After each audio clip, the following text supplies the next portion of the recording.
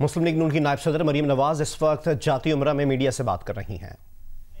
हमारा जाती दायित्व ये गवर्नमेंट के ऊपर तो नहीं आ रही लगता यही है गवर्नमेंट के ऊपर ही। अच्छा जी मरियम, ये बताइए जो नेशनल डायलॉग की बात हो रही है उस हवाले से क्या कहेंगी आप? और दूसरा, आज आप सिंध के दौरे पर जा रही हैं, एक तारीख रकम हो रही है मोहतरमा बेनज़ीर भुट्टो की शहादत में, आप पहली मुस्लिम लीग नून की रहनुमा जो वहाँ पर शिरकत कर रही हैं, क्या कहेंगी, कैसा लग रहा है? जी, बिस्मिल्लाहिर्रहमानिर्रहीम। मुझे आज बड़ी खुशी है कि मैं बीबी शहीद के पास जा रही हूँ उनकी बरसी के ऊपर, और उनकी जो जमहूरियत के लिए जिद्दोजहद थी, उन्होंने जान दी इस मुल्क के लिए और बहादुरी से दी।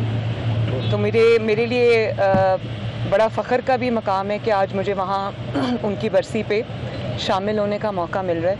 और मैं ये समझती हूँ कि मियाँ साहब ने और बीबी शहीद ने जो चार्टर ऑफ डेमोक्रेसी इस मुल्क को दिया था, जिसके बाद पाकिस्तान की तारीख़ तब्दील हो गई थी, पाकिस्तान की जो हिस्ट्री है उसके अंदर एक बहुत बड़ा लैंडमार्क था वो। तो उसको मैं और बिलावल और तमाम पॉलिटिकल पार्टीज़ जो है उसको लेके आगे बढ़ेंगे, इंशाअल्लाह ताला उसको स्ट्रेंथन करेंगे।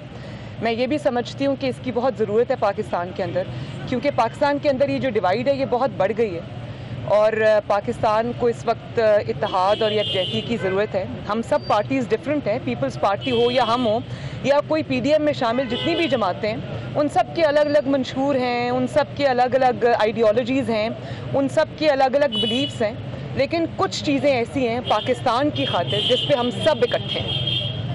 और दूसरी, आपने क्या सवाल किया था? ये बता दें कि जो ट्रैक डायलॉग जो होने जा रहे हैं वो सब मोहम्मद अली दुरानी ने मुलाकात की है, ये किसके कहने पर गए हैं मुज़ाकरात करने के लिए? शहबाज शरीफ से आपसे नहीं किए, जेल में जाके मुलाकात की है, तो आप समझती है कि क्या पीर पगाड़ा सीरियसनेस दिखा रहे हैं या कोई और मुज़ाकरात करना चाह रहे हैं? देखिए, मेरी बात सुने, ये सिर्फ इस विज़िट से नहीं, इससे पहले भी हमें कई पैगामात मौसूल होते रहे हैं हुकूमती वज़रा की जानिब से भी। जब उनको जवाब नहीं दिया गया तो फिर और लोगों को भेजा जा रहा है। लेकिन मैं ये समझती हूँ कि मियाँ साहब ने एक बहुत अटल फ़ैसला कर लिया है और उसके अंदर मौलाना फजलुर रहमान साहब जो हैं वो भी इस चीज़ पे बिल्कुल क्लियर हैं और PDM में शामिल सारी जमातें इस चीज़ पे क्लियर हैं कि कोई मुज़ाकरात इस जाली हुकूमत से नहीं होंगे। और ये जो मुज़ाकरात की कोशिश है ना, ये NRO मांग रहे हैं PDM से, जो इंशाअल्लाह ताला इनको नहीं मिलेगा। और ये बिला वजह नहीं, मेरी बात सुने, शहबाज शरीफ साहब तो जेल में, उनको तो नहीं, जब आप अभी जेल में नहीं गए इसलिए आपको अंदाज़ा नहीं है। मैं बता सकती हूँ कि जब आप जेल में होते हैं तो आपको नहीं पता होता कि आपको कौन मिलने आ रहा है। आपको अचानक बताया जाता है कि आपको कोई मुलाकात के लिए आना चाहता है।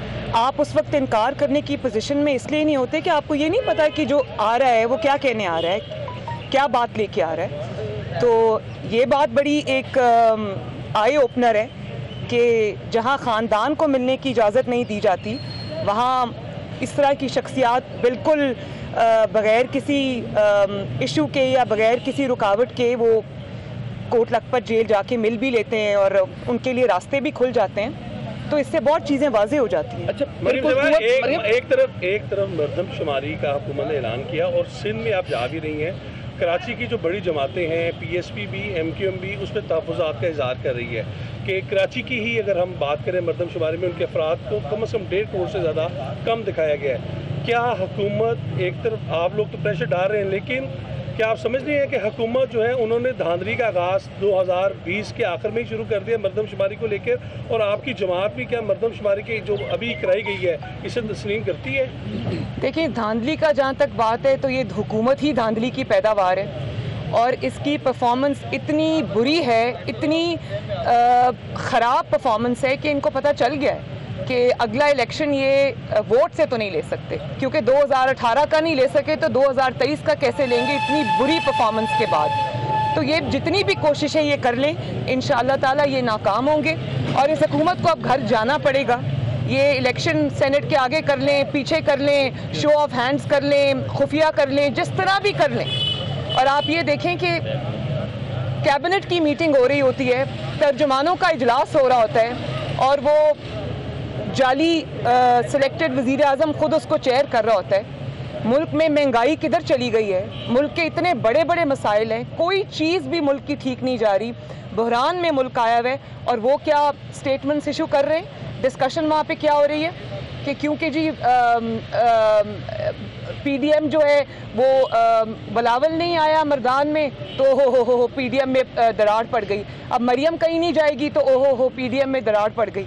मुझे तो सीरियसली मुझे उनकी इस वक्त रहम आता है ज़हनी हालत पे, जो अपनी पूरी नज़रें पीडीएम पे लगा के बैठे हुए हैं कि फ़लाँ लीडर वहाँ नहीं पहुँचा तो उम्मीद लगा के बैठ गए कि शायद दरार पड़ गई हो। तो ये तो एक शिकस्त खुर्दा आदमी की जहनीत की निशानी है जिसको पता है कि मैं जा रहा हूँ। अच्छा मरियम, ये बताइएगा कि कुछ कुव्वतें हैं जो फिर से कोशिश कर रही हैं, कई बार नाकाम हो चुकी है कि शहबाज शरीफ साहब को मियाँ साहब से अलग किया जाए, एक ये मुलाकात उसकी कोशिश हो सकती है। दूसरी ये बात है कि मौलाना, एक मिनट पहले एक बात कर लें, देखें ये बात हिस्ट्री से साबित भी है, ये बात आज के दौर में भी साबित हुई है कि शहबाज शरीफ साहब जो हैं वो अपने भाई के बहुत वफ़ादार हैं, अपनी पार्टी के साथ वफ़ादार हैं, और अगर वो वफ़ादार ना होते तो इस नालायक को वज़ीर आज़म बनाने की ज़रूरत ना पड़ती, आज वो वज़ीर आज़म होते।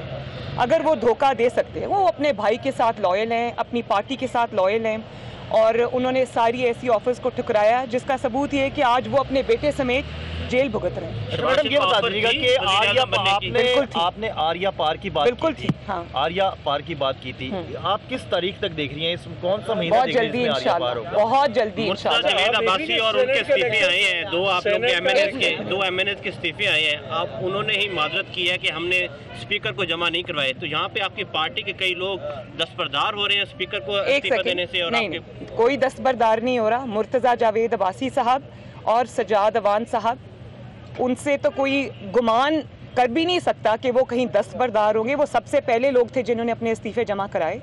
मुझे वो खुद ये हैरान है कि उनके इस्तीफे वहाँ तक कैसे पहुँचे। हाउ एवर ये कोई ऐसी बात नहीं है। आप ये देखें कि ये भी उस दिन बात हो रही थी काबीना के इजलास में और तर्जुमानों के इजलास में कि इनके लोग अब पीछे हट रहे हैं। जब इस्तीफे देंगे तो सब पता चल जाएगा। बात सिर्फ इतनी है कि 31 दिसंबर तक पार्टी का हुक्म है कि अपने जो इस्तीफे हैं वो पार्टी क़यादत को जमा कराएं। तो पार्टी क़यादत जो है वो जब फैसला करेगी, जब डेट अनाउंस करेगी पीडीएम के फ़लाँ डेट को जो है वो रेजिग्नेशन स्पीकर को सबमिट करें, तो वो पार्टी खुद करेगी। अभी तक 31 तक इस्तीफे जो हैं वो क़यादत के पास जमा कराने। अच्छा, और ये भी मैं बता दूं, जो लोग इस चीज़ से भी उम्मीद लगा के बैठे हुए थे, 160 जो हमारे एमपीएज़ हैं उसमें से 159 इस्तीफे मुझे मौसूल हो गए, और एक इस्तीफ़ा इसलिए नहीं आया, वो खातून वेंटिलेटर पे हैं। और इसी तरह नेशनल असेंबली के भी 95% इस्तीफे मुझे मौसूल हो गए। मौलाना फजलुर रहमान की और ये जो आपने कहा ना कि लोग पीछे हट रहे हैं, मैं आपको एक ये भी बता दूं कि अगर कोई किसी इस चीज़ से उम्मीद लगा के बैठा है तो वो बहुत अपने आप को बेवकूफ़ बना रहा है। उसकी वजह ये है कि लोग मुस्लिम लीग नून और पीडीएम की तरफ देख रहे हैं, लोग तहरीक इंसाफ की तरफ नहीं देख रहे। हमारे सारे मेंबर्स को भी पता है और पीटीआई के मेंबर्स को भी पता है कि मुस्तकबिल जो है वो पीटीआई का नहीं है। तो अगर कोई ये खाम ख्याली रख के बैठा हुआ है कि जमात के लोगों को तोड़ लेगा, अब इन्होंने JUIF के लोगों को तोड़ने की कोशिश की तो क्या हुआ, बैकफायर हुआ ना। 2-3 लोग आप कहीं से खड़े कर दें और वो पार्टी की आदत के खिलाफ बयानात अचानक देना शुरू कर दें, तो अवाम इतनी बेवकूफ़ नहीं है, लोगों में बहुत ज़्यादा शऊर आ गया है। और लोगों को ये पता होता है कि पुराने कोई जो डिसिडेंट्स होते हैं, आप उनको अचानक अगर खड़ा कर दें और उनको मेन स्ट्रीम मीडिया भी कवरेज देना शुरू कर दे, अचानक जिनका नाम लोगों ने नहीं सुना होता उनको आप मेन स्ट्रीम मीडिया पे लाकर आप उनको कवरेज देना शुरू कर दें, और वो क़यादत के ख़िलाफ़ ये कहा, क़यादत के ख़िलाफ़ वो कहा, तो लोगों को सब समझ आती है ऐसी चीज़ें चलेंगी नहीं। जो गैर महसूस किरदारों की बात हो रही है बार बार, आपको नजर आ रहे हैं गैर महसूस किरदार, और पीडीएम का मुस्तकबिल क्या देख रही हैं आप? मुझे नहीं, पूरे पाकिस्तान को गैर महसूस किरदार नज़र आ रहे थे, और अब पूरे पाकिस्तान को ये भी नज़र आ रहा है कि जो गैर महसूस किरदार हैं वो पीछे हट रहे हैं। आखिरी क्वेश्चन है जी, तो उसमें मोहम्मद अली दुरानी साहब की जो गुफ्तगू हुई है उसमें भी शहबाज साहब ने कहा है कि मैं पार्टी का पाबंद हूँ, पार्टी फैसलों का पाबंद हूँ, पीडीएम जो फैसला करेगी मैं उसके साथ जाऊँगा। तो क्या ज़िमनी इलेक्शन के हवाले से भी कोई ऐसी बातचीत चल रही है कि ज़िमनी इलेक्शन में आप हिस्सा लेंगी और सेनेट इलेक्शन में? देखिए, बिल्कुल एक डिबेट हो रही है। पार्टी में दो किस्म की राय है। ओवरवेलमिंग राय पार्टी में ये है कि पार्टी को इलेक्शंस में हिस्सा नहीं लेना चाहिए। ये हुकूमत अगर जा रही है तो हम अपनी 1-2 सीट्स कुर्बान कर सकते हैं, उसका इशू नहीं है, लेकिन हतमी फैसला अब पीडीएम करेगी। अगर पीडीएम मौलाना फजलुर रहमान साहब की सरबराही में ये फैसला करती है कि हम इलेक्शंस नहीं लड़ेंगे तो हम नहीं लड़ेंगे। अगर क़यादत बैठ के ये फैसला करती है कि इलेक्शंस में जाना चाहिए तो फिर ऑब्वियसली उसको फॉलो दोनों में जाएंगे। ये फैसला कब तक मतलब ये इंशाल्लाह ताला अराउंड 2-3 जनवरी ये फैसला हो जाएगा। थैंक यू जी। लाहौर में मीटिंग होगी जी इंशाल्लाह। Thank you.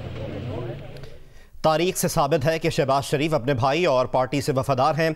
सबूत है कि अपने साहबजादे समेत आज जेल भुगत रहे हैं। ये कहना था मुस्लिम लीग नून की नायब सदर मरीम नवाज़ का, जो जाती उम्रा में सख्तर रवानगी से कबल मीडिया से गुफ्तगू कर रही थी। आज रोहड़ी में उन्होंने एक वर्कर्स कन्वेंशन से खिताब करना है। वो बाय रोड रोहड़ी के लिए अब रवाना हो रही हैं।